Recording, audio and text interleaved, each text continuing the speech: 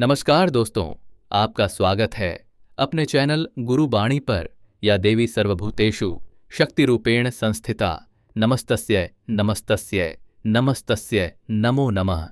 सभी जीवों में शक्ति स्वरूपिणी माँ को बार बार नमन है। नवरात्रि का पावन पर्व चल रहा है। यह वो समय है जब माँ दुर्गा अपने भक्तों पर विशेष कृपा बरसाती हैं। कहा जाता है कि इन 9 दिनों में यदि श्रद्धा और भक्ति से माता रानी की कथा सुनी जाए तो जीवन के सभी दुख दूर हो जाते हैं। आज हम आपको एक ऐसी अद्भुत कथा सुनाने जा रहे हैं जिसे सुनते ही माँ प्रसन्न हो जाती हैं और घर परिवार में सुख समृद्धि का वास होने लगता है। जो भी इस कथा को पूरे आदर और ध्यान से सुनता है उसके घर में कभी धन की कमी नहीं रहती और सुहागिन स्त्रियों का सुहाग अचल बना रहता है। तो आइए माँ की महिमा का स्मरण करते हुए इस दिव्य कथा की शुरुआत करते हैं। बहुत समय पहले की बात है। एक नगर में गिरीश नाम का व्यापारी रहता था। धन दौलत की कमी नहीं थी, लेकिन उसकी एक समस्या थी। धन घर आता तो था पर टिकता नहीं था। उसकी पत्नी लक्ष्मी बड़ी धर्मपरायण स्त्री थी। प्रतिदिन माँ दुर्गा की पूजा करती, दीप जलाती और प्रार्थना करती, परंतु वह अक्सर सोचती, हे माँ, मेरे पति इतना कमाते हैं पर घर में धन क्यों नहीं रुकता। इसी बीच नवरात्रि का पावन पर्व आया। लक्ष्मी ने निश्चय किया इस बार वह पूरे 9 दिन का व्रत रखेगी और माँ से अपनी समस्या का समाधान पूछेगी।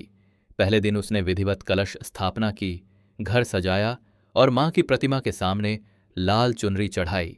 संध्या को आरती करते समय उसकी आंखों से आंसू बहने लगे। वह बोली, हे जगत जननी, मेरी सुन लो, धन आता है पर टिकता नहीं, मेरी सहायता कीजिए। उस रात उसे अद्भुत स्वप्न आया। स्वप्न में माँ दुर्गा प्रकट हुईं, 8 भुजाओं में शंख, चक्र, तलवार, त्रिशूल लिए हुए। माँ ने कहा, हे पुत्री, धन का आना और न टिकना केवल संसार का दोष नहीं, यह पूर्व जन्म के कर्म का फल भी है। पर जब भक्त नवरात्रि में मेरी कथा सुनता है और सुनाता है तब मैं स्वयं उसके घर में वास करती हूँ। जहाँ मैं निवास करती हूँ वहाँ दरिद्रता और क्लेश कभी नहीं टिकते। यदि तुम श्रद्धा से मेरी कथा सुनोगी तो तुम्हारा घर सुख समृद्धि से भर जाएगा। माँ ने लक्ष्मी को एक प्राचीन कथा सुनाई। बहुत समय पहले राजा सुरथ और व्यापारी सामी बड़े दुखी थे। राजा अपना राज्य खो चुका था। व्यापारी का धन और परिवार उससे छिन गया था। दोनों निराश होकर जंगल में पहुंचे। वहां एक ऋषि से मिले और अपनी व्यथा सुनाई। राजा बोला, गुरुदेव, मेरा राज्य छिन गया, मैं अब क्या करूं? व्यापारी बोला, गुरुदेव, मेरे अपने ही मुझे लूट कर चले गए, आज मैं निर्धन हूं। ऋषि मुस्कुराए और बोले, राजन और वैश्य, तुम्हारा दुख केवल माँ दुर्गा की कृपा से ही मिट सकता है। नवरात्रि का व्रत रखो, माँ की पूजा करो और उनकी कथा सुनो। दोनों ने माँ की उपासना शुरू की। नवरात्रि के 9 दिन तक उन्होंने आरती की, भजन गाए और कथा सुनी। परिणाम अद्भुत हुआ। राजा को अपना राज्य वापस मिला। व्यापारी को असीम धन और सुख समृद्धि प्राप्त हुई। उनके जीवन से दरिद्रता और क्लेश सदा के लिए मिट गए। स्वप्न समाप्त हुआ तो लक्ष्मी ने अपने पति गिरीश को सब बताया।